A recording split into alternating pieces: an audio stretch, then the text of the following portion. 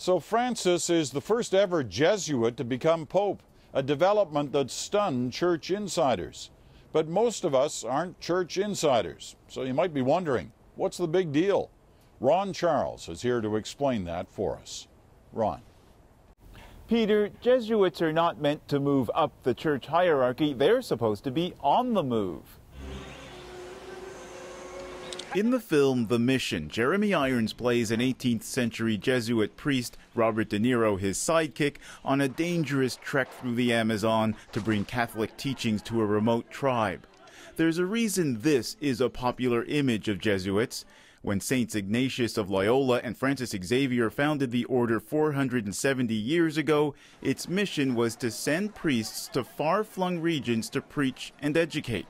So it's very important to Ignatius that Jesuit theology professor Gilles Mongeau says that's why Jesuits rarely accept honors as parish priests, bishops, or cardinals, and probably why there's never been a Jesuit pope before. all of us, when we make our final vows, make a promise not to accept honors.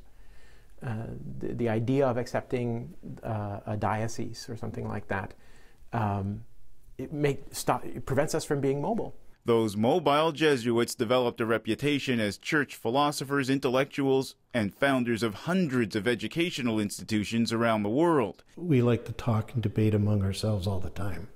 Our tables are having dinner with us is an event. It's good fun.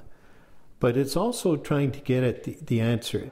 The Jesuit Society's open debate and questioning of some church doctrine has occasionally caused friction with the Vatican. Today's Jesuits expect Pope Francis to follow the Society's teachings and be a listener and consensus builder. This is a man who moves differently and thinks differently and acts differently.